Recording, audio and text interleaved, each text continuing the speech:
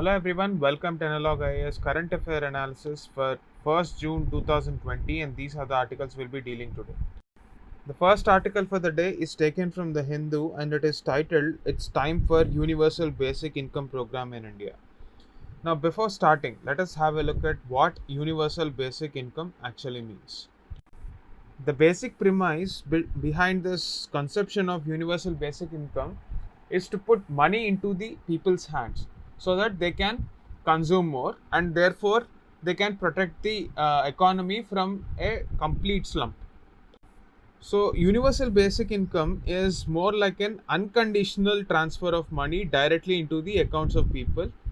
So, this concept is not unique just for Indian scenario, but it has been implemented elsewhere as well. So, in developed countries, UBI is looked at as a method to insulate citizens from the disruption caused by, say, automation of jobs. However, in the Indian context, this idea was proposed for the first time in 2016-17 economic survey, and it proposed the idea that every citizen should get a basic amount as a universal basic income so that it helps them in poverty alleviation. So the survey at that particular point of time laid a blueprint proposing a semi UBI or a quasi UBI, proposing nearly 7,000 rupees per year to 75% of the population. So in 2019 prices, this would cost the Indians around 4.5% of the GDP. So this unconditional transfers were again debated amongst policymakers. Some of them felt that only women, especially single women, divorced women, and women from the lower rungs of the societal ladder should get the first preference on a pilot basis, and eventually it should be scaled up.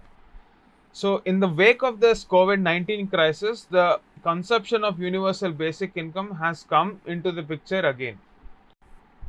In this context, we also have a lot of economics Nobel laureates like Peter Diamond and Christopher Pizzerites, and we also have certain technocrats like Mark Zuckerberg, the founder of Facebook, Elon Musk of Tesla and SpaceX. They have advocated that universal basic income should actually be implemented across the world. So, UBI in its true sense would entail the provision of an unconditional transfer to every citizen. So, nevertheless, there are certain countries across the world, like certain African countries like Kenya, or the Latin American countries like Brazil, Scandinavian countries like Finland. We also have certain European countries like Switzerland. All these countries have bought this concept of UBI, and they have seen certain amount of success in these controlled UBI pilot projects. In the present crisis, the author is advocating that we should really consider this idea of UBI, but not universally. So it should be like a quasi UBI or quasi universal basic income, wherein at least a significant amount of population, as you see today, say 75% of the population, should be having access to at least 40,000 per household. So therefore, if you have food security in the form of NFSA, and then we have universal basic income which amounts for 4.5% of our GDP, at the same time, if we invest enough money on healthcare, the basic social welfare activities that are needed for empowerment of citizen will be taken care of. That is the basic premise of this conception. So, in the wake of this crisis, where the world economy is expected to perform very badly, this basic income can save lives, millions of lives across the country. So, if there is a time for testing the efficacy of this project, it is this time. Therefore, the author suggests that India should definitely think about this universal basic income and ensure that they get enough money into the hands of the poor public. That is the gist of this article.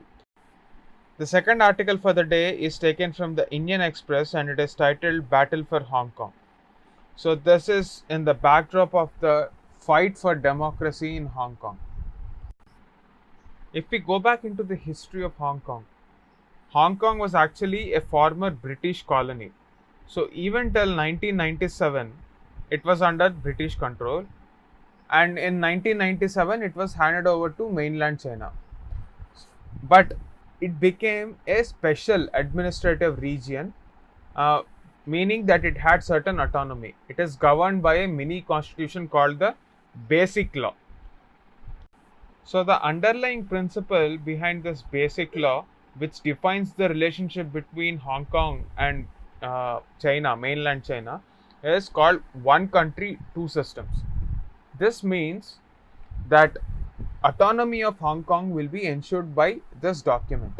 Now, what happened recently was China was trying to push for an improvement, as what they call it, as an improvement in their Basic Law. Basically, what they are trying to do is alter the relationship between Hong Kong and China permanently, and thereby signaling an end to this one country, two systems setup.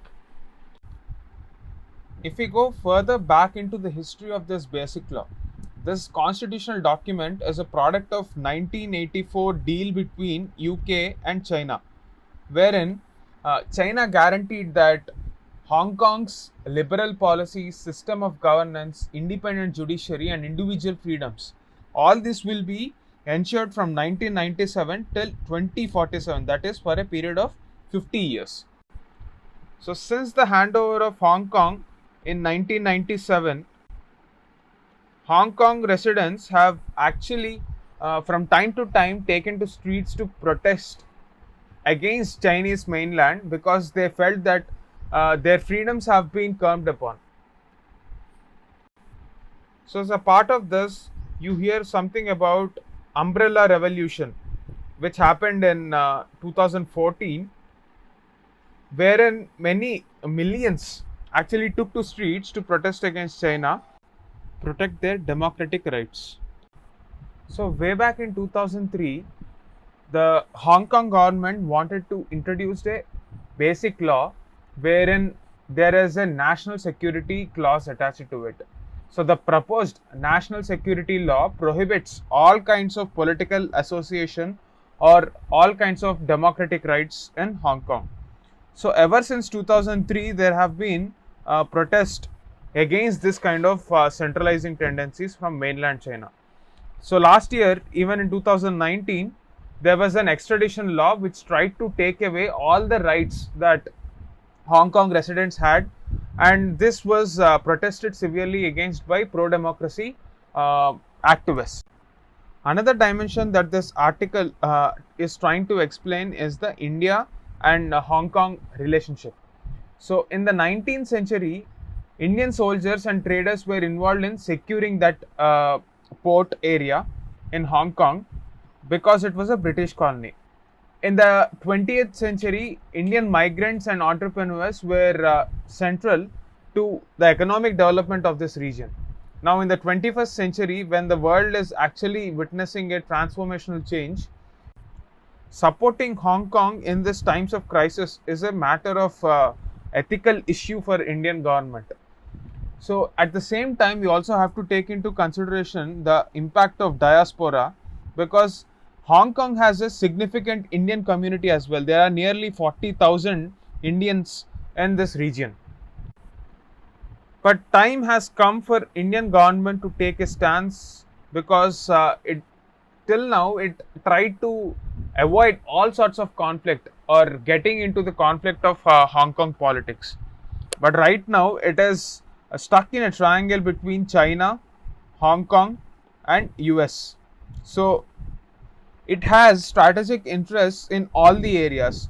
How Delhi will handle this issue will become crucial in its policy going forward in the South China Sea region as well. So India aspires to be an important player in the Indo-Pacific region, and in this context, that any action it takes now with respect to Hong Kong will become extremely important. That is the gist of this article.